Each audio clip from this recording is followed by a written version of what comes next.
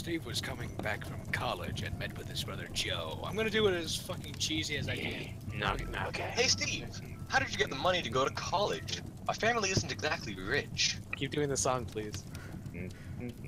Well, Joe, I made meth in our basement. I thought you would have found that out by now.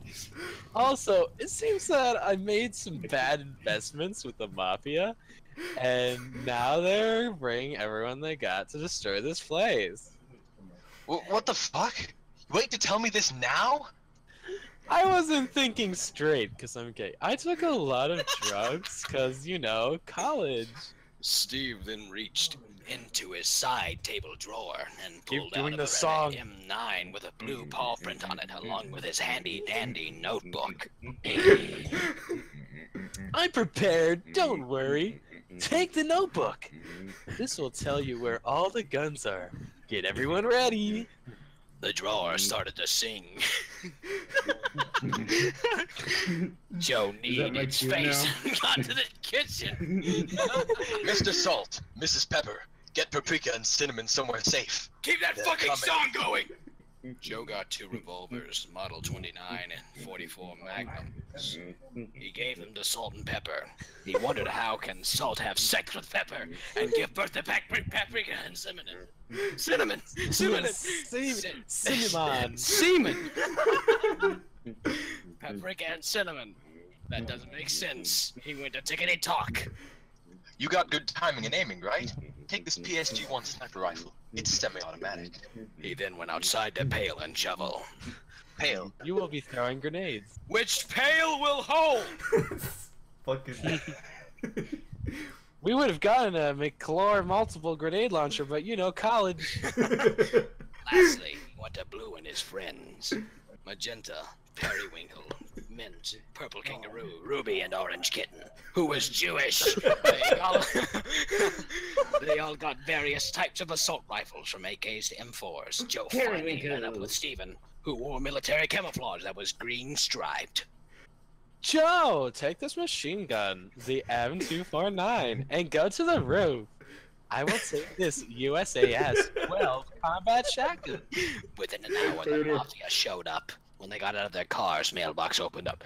Mac 10, motherfuckers! He fired a submachine gun at them, and the fight has begun.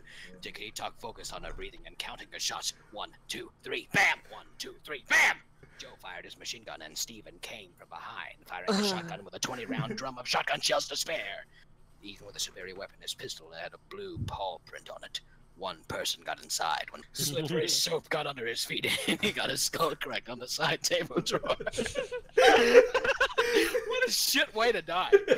Salt. You know, college. It's too good. Too good. This is too much. Boy, you extra. Salt and Pepper fired at people coming from the back, repeating lines from Dirty Harry.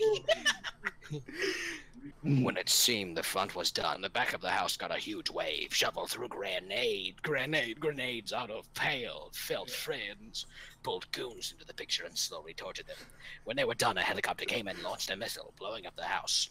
Oh, that was Blue and his friends hiding in the shed, a snail on the skateboard who has appeared 2 times earlier this episode. And Cinnamon carrying his dead sister out of the wreckage. Oh my god.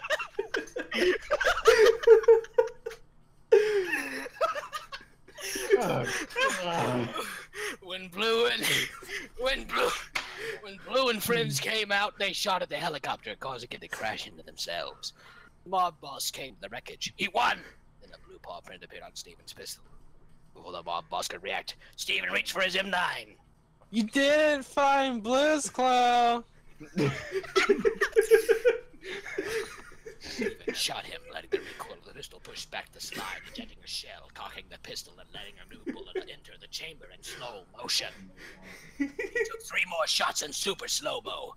Probably to show off their CGI budget like the Matrix. He got up and walked to the wreckage of the house to move the thinking chair. He thought about what to write in his handy-dandy notebook. When he saw Blue coming out of the helicopter wreckage, Blue came to Steven and jumped in his lap, dying with a paw print on his heart. It came to him what to write. If you asked me how I would want to spend my day, I would say, oh, a little of this, touch of that. Gunplay might be involved. Lots of danger. Sex, drugs, rock and roll, chip steps, chains, whips. But for all the evil the Mafia has committed, we all found our purpose. It was to educate people with an Emmy Award-winning children's program. When that was over, we stopped the crime family that terrorized the lives of many for personal gain. I have not committed murder. Murder implies taking the life of an innocent. Murder was a sin. What I had to do was no sin. It was divine retribution. It was my God-given duty as an educator of the future to do this. I have kept my honor, and people will remember me for generations for how I helped the world. Sims of the Father starts playing. He took God knows what drug and went unconscious. When he woke up, the insurance covered the damages and his house was livable. A parade was given and he got a medal for honor. Not a medal of honor. At the age of 50, he committed honorable death by sword impalement. Oh my god. Oh my god. I don't know if you're waiting for chapter 2. Chapter 1. Dealing with the SWATs. Steve was in his basement making meth. Stairs. Who's Police! It's just police. Steve. What is that? Steve quickly grabbed. Police! Fucking. Steve quickly grabbed the sawed-off semi-auto Browning Auto 5 off of desk. When 3 SWAT operators blasted open the door and threw a smoke grenade, Steve rapid-fire 12-gauge buckshot shells in the face of the operators. You know, college. Yeah, that's good stuff. He grabbed 2 MP5. You'll regret it. He grabbed 2 MP5 10 submachine guns off of them and jumped out the door, where 2 operators were on each side of the hallway. He did a quick spin and blasted 10 millimeters strong in both directions, killing the officers. You can hear a helicopter in the distance. Steve put on his green striped trench coat and sunglasses as it was 2 in the morning. The best time to wear such an outfit. He pulled a 40mm grenade out of pail and loaded it into his M79 and ran outside. The helicopter was flying off, but Steve quickly fired the grenade into the helicopter. You chain spawn. It caught on flame.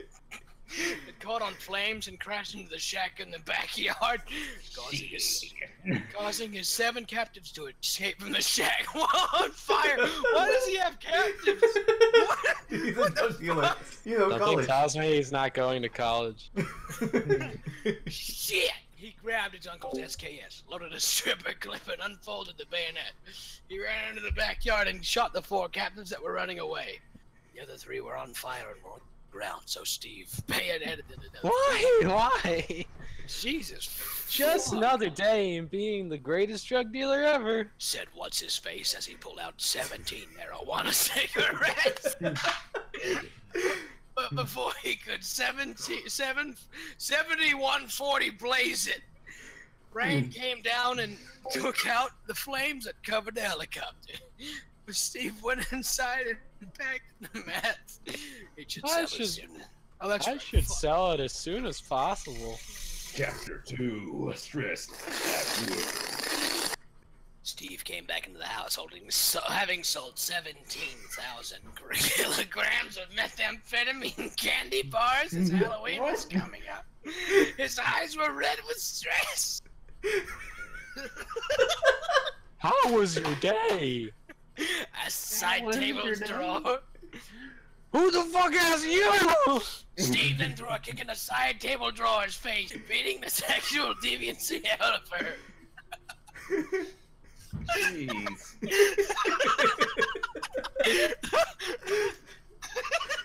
The other talking objects in the house came to the living room to see the fuss. Did I teach you in one of the episodes that sometimes you need to slap a hole? Fuck this. I want some fuck. Let me smash. After slamming his marijuana cigarette ashtray into it, he picked up the big red phone on top of her and dialed it up. Hello, slut hut. I'd like to order a prostitute. Small fries and a drink for $19.99. Oh, fuck me! Would you like regular fries or curly fries? Regular. Make sure they're extra phallic. Steve then grabbed a side table drawer and threw it into the magical picture frame on the wall, sending her into the other world. Felt friends, take her to the torture room and teach her about some of the new shapes I got you guys. An hour later, Steve opened the door to see a prostitute that looked more inviting than an anti-feminist post on Tumblr. Come in, I got some quintuple stacked Oreos in the bedroom. In the middle of the night, Funny a new fetish. in the middle of the night, a police car stopped by the house because of hearing multiple noise complaints around the neighborhood. He fucking her hard. You have no idea. Two police officers knocked on the front door, but no one answered. They decided to break through the door, pulling out their firearms, and ran upstairs. That's illegal. They opened his bedroom door to see Steve finish his duty of banging the prostitute on her and a screen door in a hurricane. Oh shit! Oh shit! Yelled Steve. At the speed of 1,000 Jews, Steve grabbed the prostitute by her legs and quickly jumped forward and swung her entire body into the first police officer, breaking every bone in both of their bodies. Even the toes.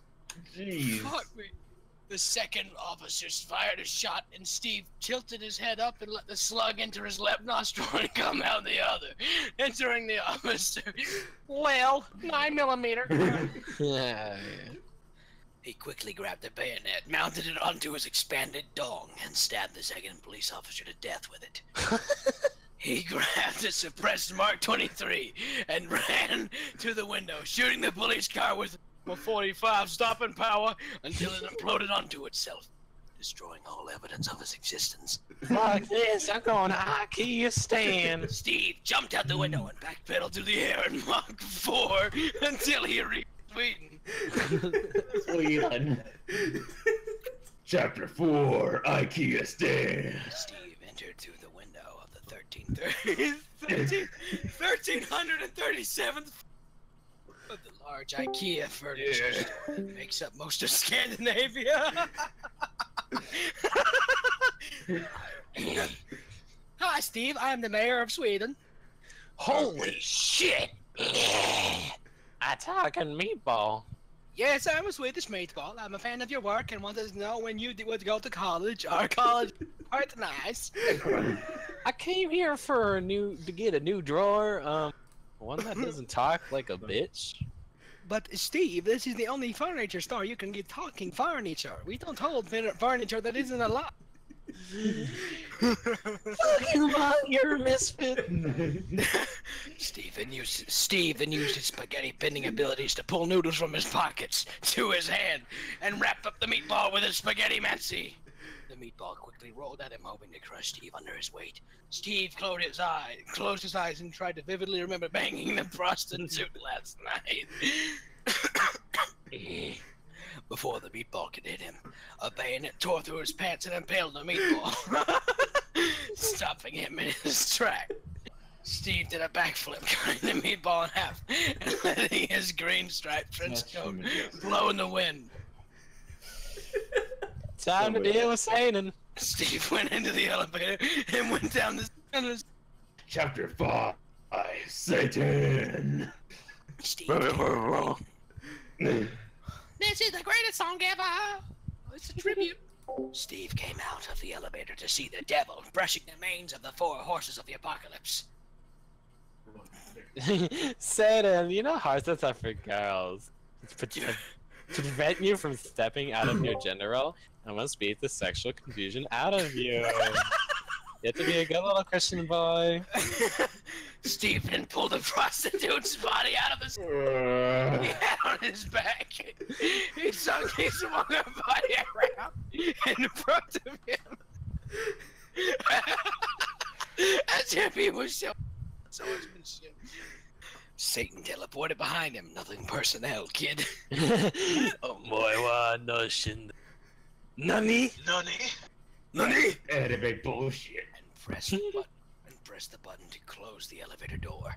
But first, you must defeat my 4 The elevator closed, and Steve turned to see 4 men on horses. He jumped forward and used the prostitute's body to deflect the arrows being shot at him. When one of the horsemen tried to attack Steve with a sword, he quickly swung the body, cut the sword in half. He knocked one man off his horse and mounted the battle horse. He pulled an Ultimax 100 Mark V light machine gun out of his anus. Unfolded the stock, loaded up Beta C mag, and blasted 100 rounds. And blasted 100 rounds of 5.56 into the horseman. He then ran downstairs to find Satan. Hey Steve, like the rune setup? I really like how the colors complement each other. Get off the couch and fight me, dweeb. What do you? I want to purchase your soul, so I can slip subliminal messages into the show and enforce the liberal agenda upon the children. And my plan to destroy the family and impose a new world order. I've already been slipping estrogen into cheeseburgers to make people gay. Giving women equal rights, so they spend their time working instead of taking care of their children, and use twerking and ponies to sexually confuse the population so they're distracted from the New World Order being imposed onto them.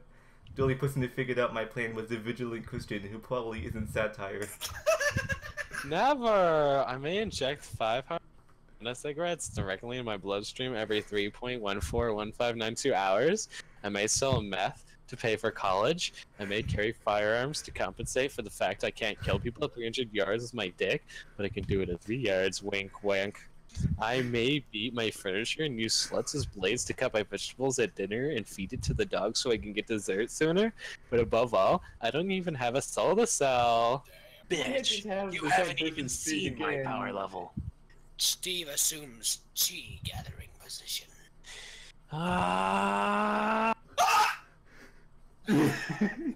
Spaghetti bursts from his jeans pocket and revolves around him in a torrent of pasta. Power level reaching millions!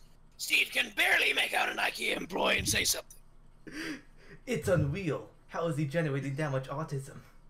IKEA's foundations have begun to fall apart.